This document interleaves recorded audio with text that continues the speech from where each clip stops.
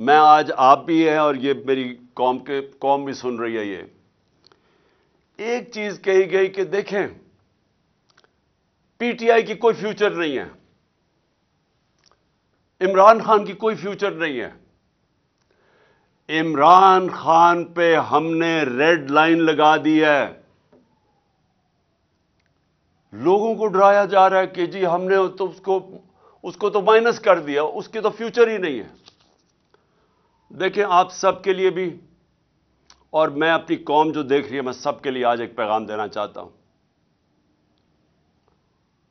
स्वाय अल्लाह के और उसके बाद ये जो कौम के वारिस हैं अल्लाह के बाद, वो पाकिस्तान की अवाम है।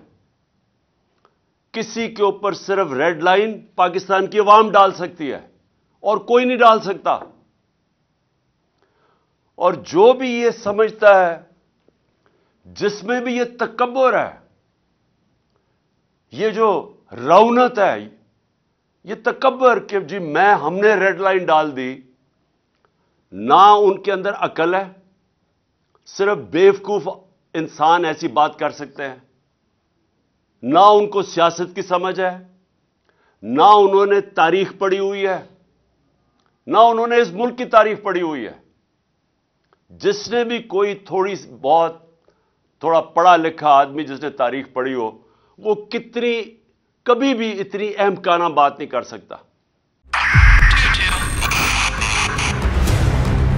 2022 बहुत सारे तोहफे भी देखे गया पाकिस्तान की आवाम को। पाकिस्तान की आवाम को एक तोहफा ये दिया कि आवाम को पता चल गया कि पाकिस्तान का मीडिया क्या है। साल 2022 में सबसे ज्यादा देखे जाने वाला चैनल बोल न्यूज रहा नंबर 1। हमने बहुत सारे शोज और ट्रांसमिशंस की। पूरा साल मुसलसल जदोजहद में निकल गया कि ये वोट ऑफ कॉन्फिडेंस के पीछे कौन लोग थे। तोड़े रेटिंग के सभी रिकॉर्ड। सोशल मीडिया पर भी सबसे ज्यादा तेजी से 2.4 बिलियन व्यूज का संगे मील अबूर किया। एंकर्स को भी आवाम में सबसे ज्यादा मकबूलियत मिली और सोशल मीडिया पर भी बोल रहा सब पर भारी।